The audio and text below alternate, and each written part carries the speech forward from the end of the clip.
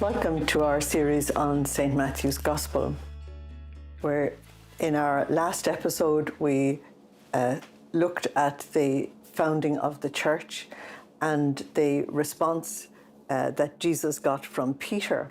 And we need to just sort of look at that for a moment in order to go into chapter 17 and see the big response that Jesus gives to Peter. So I just want to summarize in a few words what happened there. Jesus asked the apostles, did they recognize him? And Peter said, yes, I know who you are. You're the Messiah and you're the Son of God. So Peter says, you are our Messiah. You are the Son of God. And Jesus said, and you are my Peter.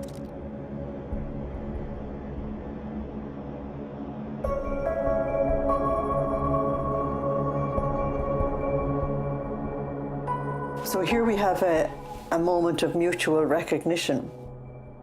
And very quickly, that moment of mutual recognition turns into a moment of repulsion. Because Peter says no to the suffering and the cross. And Jesus says no to that kind of Peter. So this is a bit of a shock.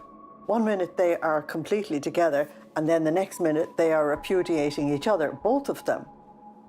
And so Jesus had to explain to them the importance of the way that God, in his infinite wisdom, had decided to redeem us.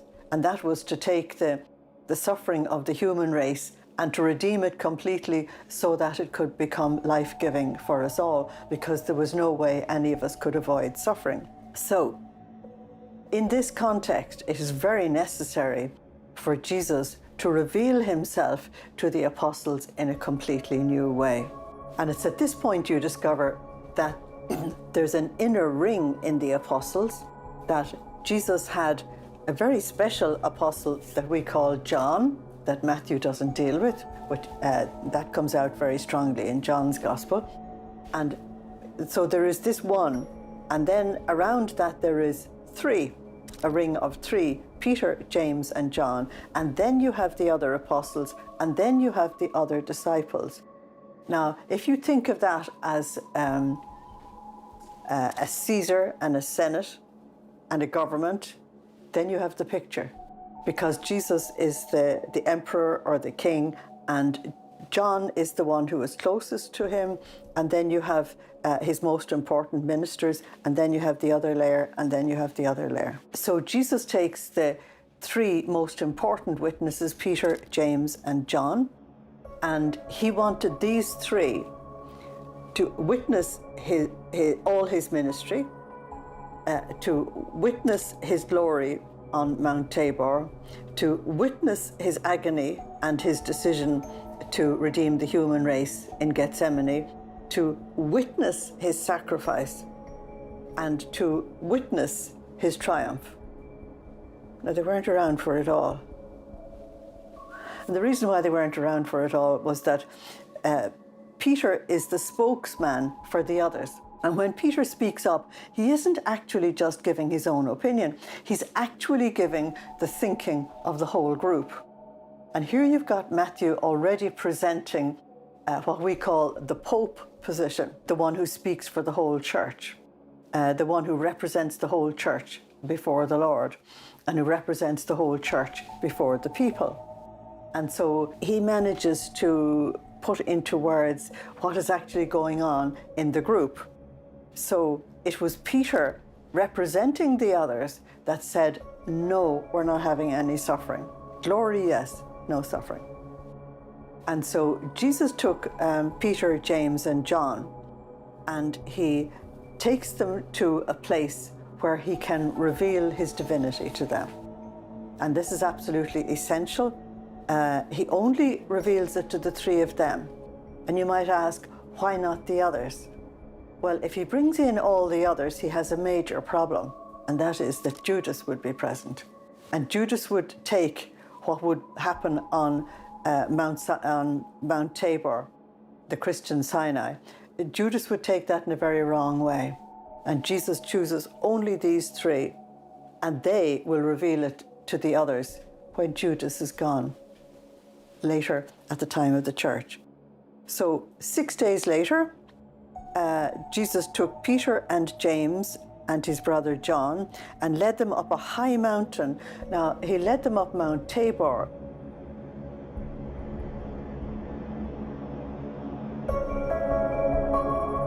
Which, according to our way of thinking, is not a high mountain, but if you have to climb it, it is. And if you have to climb it without any paths, which they did, it's a high mountain. But for us who can go halfway up in a bus and the other way in a taxi, it's not a high mountain. But they didn't have that kind of transport. And he wanted to be alone with them. Now here you have a lot of things in this text, and one of them is that if you want to serve the Lord, if you want to do something for him on this earth, he wants you every now and then to come away alone with him so that he can reveal himself to you. And the more we know him, the more we can work for him, the more we can explain him to others. The less we know him, the less we can do for him, and the less we can explain him to others. So it was to come into this intimacy with God that he wanted Peter, James, and John. And in their presence, he was transfigured. While he was praying, his face changed in its appearance, and his clothes became dazzling white. Now, Luke will tell you that Jesus went into prayer himself, and it was during the prayer that he was transfigured. Matthew is not dealing with that. Matthew just wants to get to the point that Jesus was transfigured. The word that he's actually using means changed in form. And Psalm 104 verse 2 says, "Lord, you are clothed in majesty, you are wrapped in a robe of light." And this is what they're trying to describe here, that all of a sudden they saw Jesus wrapped in a robe of light. Now that's exactly how they're going to see him after the resurrection. So here you're going to get a preview of the resurrection. They have huge problems with the redemption that Jesus is going to bring about. And so Jesus has to give them the first sign of his glory. And you're going to hear them saying, John puts it in his gospel very clearly, we saw his glory, the glory of the only begotten Son of God, full of grace and truth. Well, it's here that they saw it for the first time, and then what they saw here was confirmed in the resurrection. So Matthew says his face shone like the sun. So here you've got the glory of God coming through him. And his clothes were as white as the light. So he's transformed into light. Okay. And St. John, in his first letter, 1 John 1:5, says God is light. So here the divinity is being manifested to them. Now, if you've ever been very close to a person who is deep in prayer, I didn't say praying, I said deep in prayer. And I mean really in contact with God at a deep level. If you're even physically close to that person, sitting beside them, you'll be drawn into it. Because the glow of that experience will be so strong that it will affect anybody around. And this is what happened to Peter, James, and John. They are drawn into this experience. Their eyes are opened, their ears are opened, and they begin to see and hear things that were totally impossible to them up to now. And they saw Moses and Elijah talking to Jesus. Now, Jesus didn't need this vision for himself. It was not necessary for him, but it sure was necessary for them, because they have acknowledged Jesus as the Messiah and indeed as the Son of God. But do they know what they're talking about? Because in the Psalms you read, all of you, have I not said, all of you are sons of the Most High, according to the covenant, you see. So Son of God doesn't necessarily mean divine. And so the vision that the apostles are having is necessary in order to open up to them the reality of who Jesus is. Suddenly Moses and Elijah appeared to them. They were Moses and Elijah who appeared in heavenly glory, and they were talking with Jesus. You will fulfill God's purpose. You will die in Jerusalem. And poor Peter can't wait. One of his problems is that he speaks before he thinks. It's very important to think before you speak. Peter spoke to Jesus in the middle of this.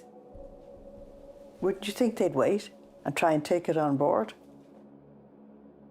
Did Peter know what he was looking at? Moses represents the law, Elijah represents the prophets. Both Moses and Elijah had a personal experience of God on Mount Sinai, or Horeb was the other name for Mount Sinai, and both of them received a very important message for the people of God. And so together they represent everything that God has said and done up to now.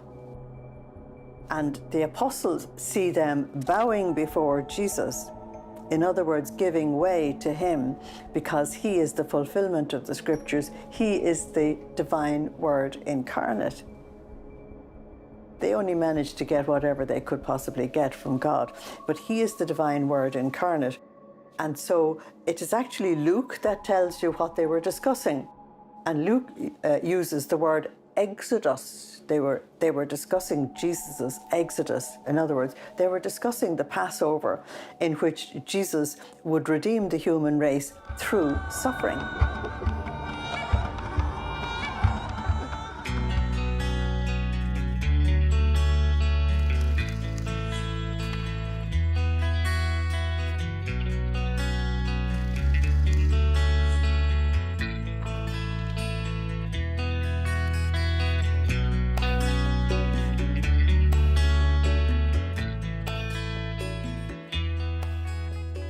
So the apostles hear Moses and Elijah discussing this with Jesus. They should have been on their knees listening utterly intently, saying, we got it wrong. The scriptures have already told us that this has to happen to the Messiah. We have to submit to this. We need to open up to this. They don't do anything like that. They jump in headlong. And Peter said, Lord, he said, it's good for us to be here. It's all glory and heavenly and wonderful here. Never mind that dismal via crucis that you're talking about. We don't want the suffering bit. We don't mind staying here. And then completely misunderstanding his own role as the leader. But he's only leader when Jesus is gone. He said, I will make 3 tents for you. As they were leaving, Peter said to Jesus, Master, how good it is that we are here. We will make 3 tents. Now, if this is an examination paper, that's a 0 out of 10. 0. You've missed the point completely. I will make 3 tents here, 1 for you, 1 for Moses, and 1 for Elijah. Oops, they're all equal. And Peter has completely forgotten what Jesus said in chapter 16, verse 18. I will build my church. Peter is not building the church. It's not his business to build the church. Jesus alone can build his church. And Peter is the one that he has put in to administer the church for him. But he's not the builder. He's not the author. And here is Peter stepping up to his own great importance. I will build 3 tents for you. The scandalous thing is that if you go to Mount Tabor today, there is a church built for Jesus, and in the back there are 2 chapels, 1 to Moses and 1 to Elijah. I call it a monument to disobedience. We don't get the message. We don't let God say what he wants to say. They were being told that Jesus is the one who is supereminent and that these others were simply servants of God. He is the Lord. And even with seeing it and hearing, they still don't get the message. What do you do if they don't get the message at all? And so very, very seldom does God, the Father, intervene in the human race, and he intervenes now. Because the only way to shut Peter and the others up and to make them listen and learn as distinct from doing things the way they want to do them themselves, the only way to do that is to come. And so Matthew says, while he was still speaking, that's what I mean, that God has to shut him up. While he was still speaking, The bright cloud, the Shekinah, the ineffable presence of God, covered them. As Peter spoke, One a for you, cloud came and overshadowed one them, for Moses, and the disciples were and one afraid. for Elijah.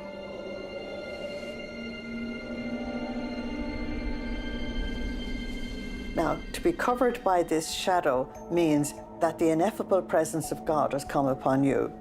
In the Bible, the cloud is one of the favorite images of God in his mysterious, ineffable presence, because if you look at a cloud in the sky, the cloud both allows the light to come through, but it also conceals the sun from you. And so the cloud represents mystery. It tells you that the Lord is present, but you can't see him, you're not allowed to see him. And so when they're overshadowed by the cloud, it means that the cloud has come right down onto the ground.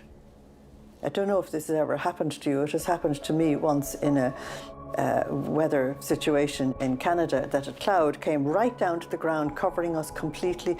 All traffic had to stop. And there was warnings on the highway, traffic, stop wherever you are. Just stop. Don't move. Because nobody could see where they were going. Because the cloud actually stops you. And you have to pay attention. It was a wonderful experience for me, and I said, wow, this is the cloud overshadowing us.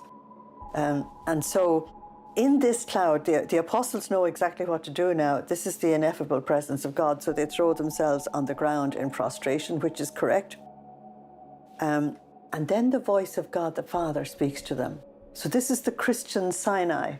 They're up the mountain, they're seeing visions, they are hearing the voice of God, they get a message from God. That's the Christian Sinai. Moses had gone up a mountain, Mount Sinai, and entered into the presence of God. The cloud came upon him, he received a message from God. Elijah the same. Here we have Peter, James, and John. They're having exactly the same experience. And when God the Father spoke to them, they heard his voice, didn't see his form. That was exactly the same way as Moses and Elijah. That's why this is called the Christian Sinai, because all the circumstances are the same.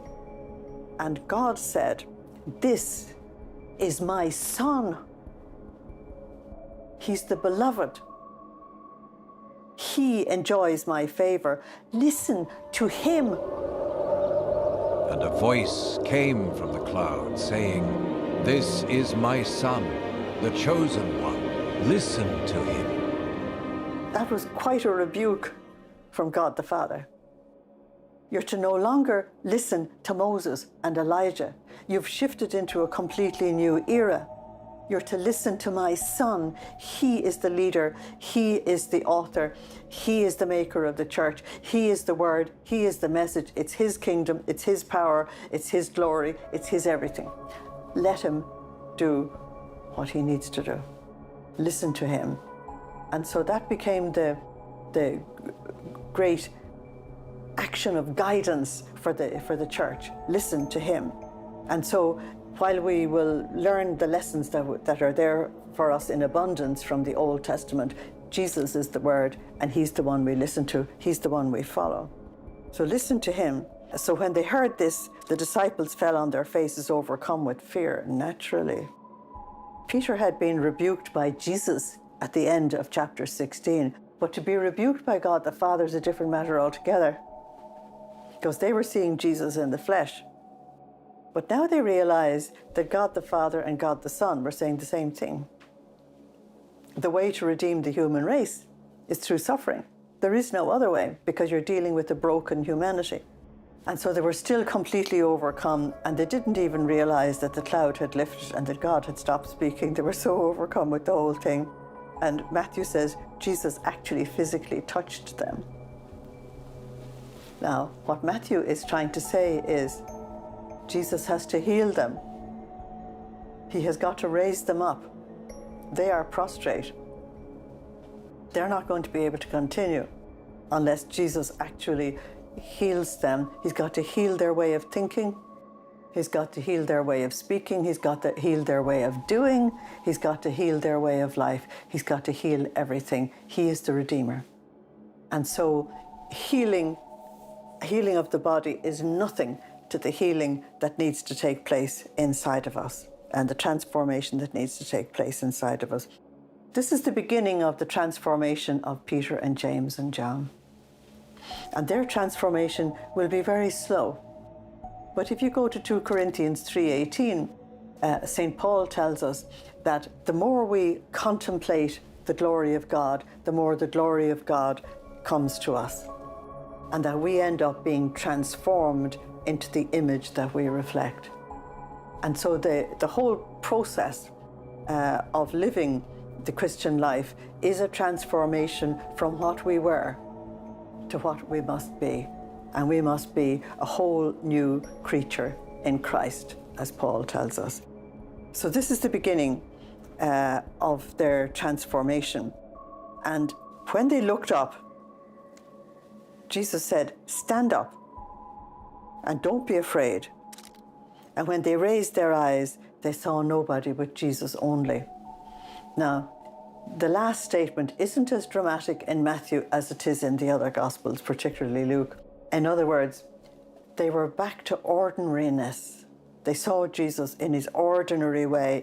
They just saw him as a young man. He was not transfigured anymore. His clothes were not glowing with light anymore.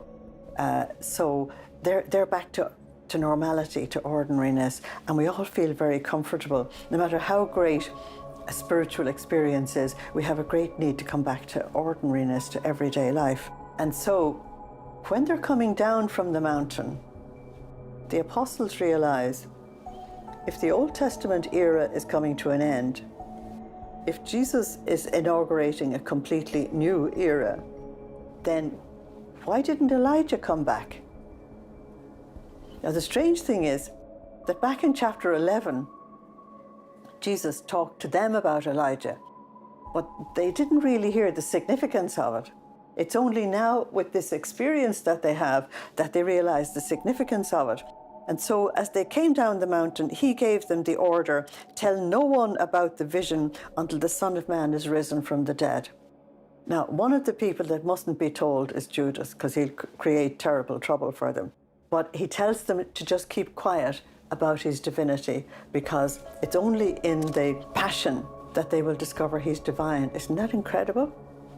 You would expect the exact opposite, but it is actually in the passion that they discover he's divine.